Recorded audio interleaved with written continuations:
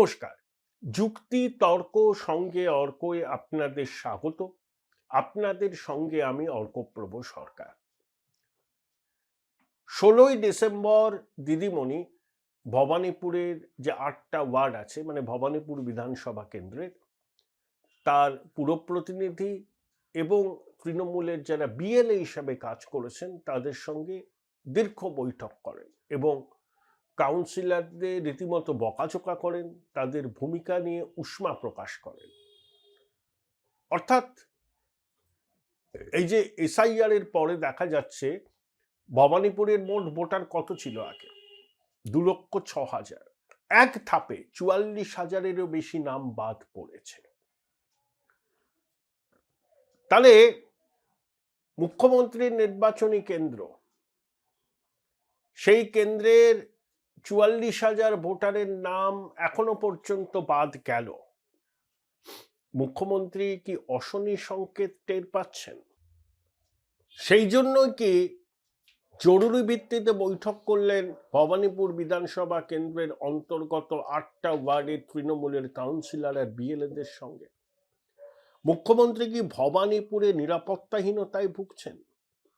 যেভাবে শুভেন্দু অধিকারী প্রতিদিন বলে যাচ্ছেন এবং প্রত্যয়ের সঙ্গে যে ভবানীপুরে দিদিমণিকে এবার হারাবো, তাহলে শুভেন্দুর আশাবাদের পিছনে সত্যি কি কারণ আছে, নাকি শুভেন্দু এমনি বলছেন দিদিমণির উপর চাপ সৃষ্টির জন্য? এই প্রেক্ষিতে তো আমরা দেখলাম যে 44,000 ভোটার বাদ চলে গেল। তাহলে 1,61,000 রইল। তাহলে 1,61,000 ভোটার ভবানীপুরে আছে এখনো পর্যন্ত। চূড়ান্ত ভোটার তালিকা বেরোলে পরে আমরা ফাইনাল ফিগারটা জানতে পারবো। তাহলে মুখ্যমন্ত্রী কিভাবে কনফিডেন্ট হবেন যে তিনি ড্যাং ড্যাং করে জিতবেন? তার নিজের কেন্দ্রে 44,000 ভোটার বাদ যাচ্ছে এবং মুখ্যমন্ত্রী যে বুথে ভোট দেন সেখানে 127 জন বাদ গেছে নাম, এবং নিজের বুথে তিনি বিজেপির কাছে হারেন। তাই দিদিমণি কিন্তু সত্যিই ভয় পেয়েছেন। একে 5টা ওয়ার্ডে বিজেপি জেতে,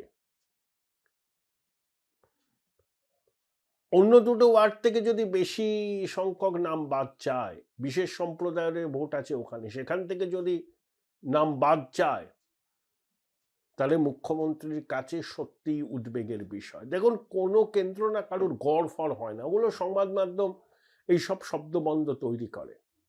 অমুকের গড়, তমুকের গড়, জনদেবতা তারা তাদের প্রতিনিধি নির্বাচন করেন। যাদবপুর কেন্দ্রে 2011 সালে মুখ্যমন্ত্রী বুদ্ধদেব ভট্টাচার্য কার্যত আনকোরা মনীশ গুপ্তর কাছে হারবেন,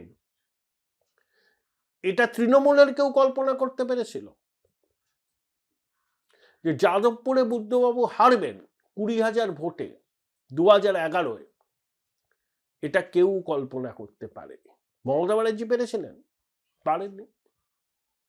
যে বুদ্ধবাবু হারবেন মনীশ গুপ্তর কাছে,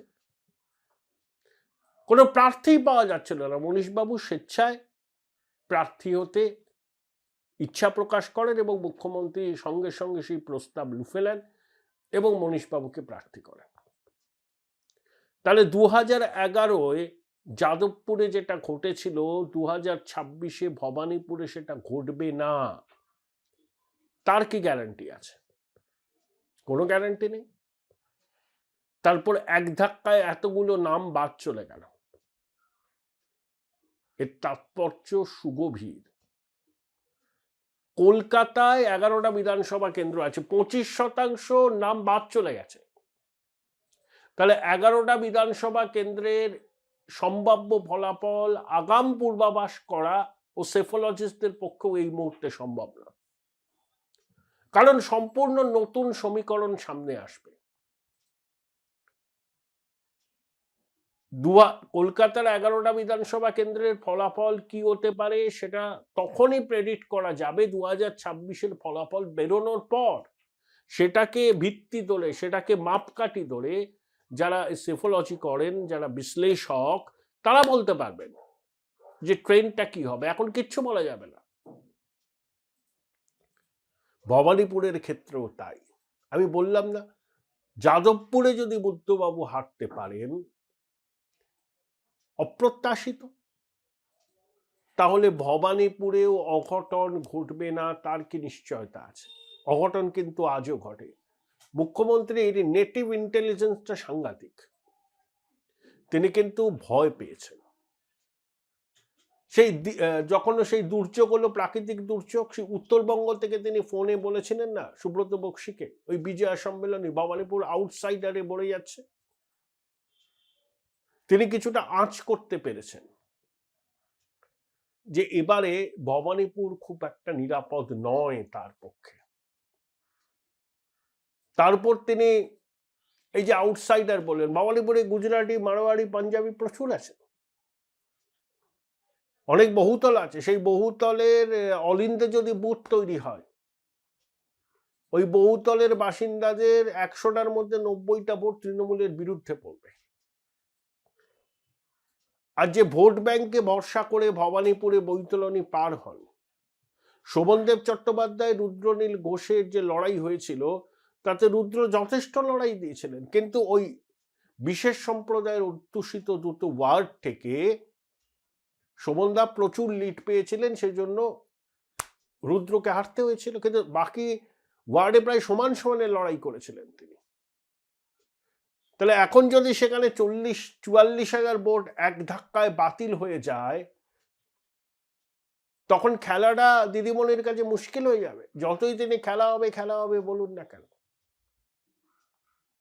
তাহলে আগাম হারের সম্ভাবনা দেখতে পাচ্ছেন দিদিমণি, তাই এত ডেসপারেট হয়েছেন, তাই পুরো প্রতিনিধিদের বকাঝকা করছেন, বিএলএদের নির্দেশ দিচ্ছেন বাড়ি বাড়ি যাও, যাদের শুনানিতে ডাকবে তাদের ডকুমেন্ট তৈরি করে দিতে হবে। নির্বাচন কমিশন বলেছে যাদের শুনানিতে ডাকা হবে তারা নিশ্চয়ই, নির্বাচন কমিশন যে যে নথির তালিকা দিয়েছে তার মধ্যে যে কোনো একটি দিলেই হবে। কিন্তু কেউ যদি জাল নথি দেন, সেটা যদি ধরা পড়ে, তাহলে কিন্তু তার 7 বছর পর্যন্ত জেল হতে পারে। এটা কিন্তু প্রত্যেককে মনে রাখতে হবে। তাই যেন তেন প্রকারেও শেষ মুহূর্তে আমি নথি জোগাড় করলাম, সেই নথি আমি শুনানিতে দেখালাম, তার মানে এই নয় যে আপনার নাম উঠে যাবে তালিকায়। সেই নথির অথেন্টিসিটি যাচাই করা হবে। হ্যাঁ, যদি দেখা যায় নথি একদম ঠিক, নিশ্চয়ই আপনার নাম তালিকায় উঠবে। কমিশনের কাজ তো ইনক্লুশন, এক্সক্লুশন নয়। একজন প্রকৃত ভোটারের নাম যেন বাদ না যায়, দ্যাট হ্যাজ টু বি এনশিওরড। এটা কমিশন বারবার করে বলছে। Join Indian Institute of Hotel Management now. Right choice, right decision. যাদের ধরুন একজনের বাবার নামে 2002-তে ধরুন শঙ্কর বসু, 2025-এ নামের সঙ্গে একটা কুমার যোগ হয়েছে, তার জন্য তিনি হয়তো নোটিশ পাচ্ছেন। কমিশন বলেছে না, এগুলোকে ঠিক করতে হবে, বিএলওদেরই করতে হবে। এখনো সময় আছে এডিট করে ঠিক করে দেওয়া। তাদেরকে কিন্তু নট রিকোয়ার্ড ফর হিয়ারিং, এরকমও প্রচুর আছে।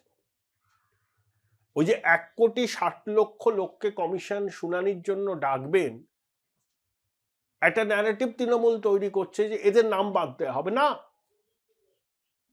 কমিশনের কাজ নাম বাদ দেওয়া নয়, কমিশনের কাজ নির্ভুল ভোটার তালিকা তৈরি করা। প্রত্যেক ভারতীয় যার ভোটাধিকারের বয়স হয়েছে তার নাম যেন তালিকায় থাকে, কিন্তু মৃত, স্থানান্তরিত, পার্মানেন্টলি শিফটেড, মাল্টিপল জায়গাতে নাম তোলা আছে, তাদের নাম তো থাকবে না।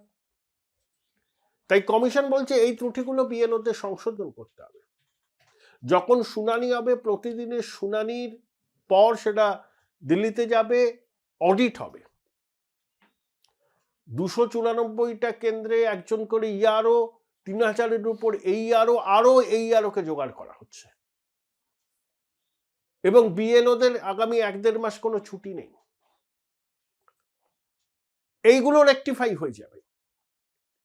কিন্তু তাও ওই 1,60,00,000-এর মধ্যে 20% নামও যদি বাদ যায়, ওই 58 তো হয়ে গেল, তাহলে 20% নাম বাদ গেলে সংখ্যাটা কত দাঁড়ায়? 32 লক্ষ। তাহলে 58 সঙ্গে 32 লক্ষ যোগ করুন, 90 লক্ষ। পশ্চিমবঙ্গের মোট ভোটার কত ছিল? 7,66,00,000। তার যদি 90 লক্ষ বাদ যায়, 13-14% বাদ চলে গেল। কলকাতার 11টা বিধানসভা কেন্দ্র ওয়ার্স্ট অ্যাফেক্টেড। বন্দর, জোড়াসাঁকো, বালিগঞ্জ, চৌরঙ্গি, মানিকতলা। তাহলে এত মৃত ভোটারের নাম ছিল, ভুয়ো ভোটারের নাম ছিল, পার্মানেন্টলি শিফটেড ভোটারের নাম ছিল। এই ভোটারদের সিংহভাগ ভোট পড়েছে নির্বাচনগুলোতে এবং শাসকের পক্ষে গেছে। তাহলে একটা লেভেল প্লেইং ফিল্ড তৈরির সম্ভাবনা হয়েছে, ভবানীপুরেও হয়েছে। তাই দিদিমণি চিন্তিত হয়েছেন। তার মাথায় ঘুরে ফিরে আসছে 11 সালের কথা। পরিবর্তন অবশ্যম্ভাবী ছিল, সবাই বুঝতে পেরেছিলাম, কিন্তু বুদ্ধবাবু যাদবপুরে হারবেন এটা দিদিমণি বুঝতে পেরেছিলেন। প্রার্থী পাচ্ছিলেন না তো। মনীশ গুপ্ত স্বেচ্ছায় রাজি হওয়ায় দিদিমণি হাঁপ ছেড়ে বেঁচেছিলেন। তাহলে 2011 যেটা যাদবপুরে হয়েছিল, 2026 ভবানীপুরে হবে না, তার কি গ্যারান্টি আছে? এই বললাম না, অঘটন আজও ঘটে। এমনও হতে পারে দিদিমণি দাঁড়ালেনই না। তিনি বললেন, না, আমি সারা রাজ্য জুড়ে প্রচার করব, ভোটের পরে আমি সিদ্ধান্ত নেব কোথা থেকে দাঁড়াবো। হতেও পারে ভবানীপুর এখন তার কাছে আর নিরাপদ নয়। যতই তৃণমূলের নেতা দাবি করুন না কেন, ড্যাং ড্যাং করে ভবানীপুর থেকে জিতবেন দিদিমণি। দিদিমণি নিজেও জানেন এবারের চ্যালেঞ্জটা সত্যিই খুব কঠিন।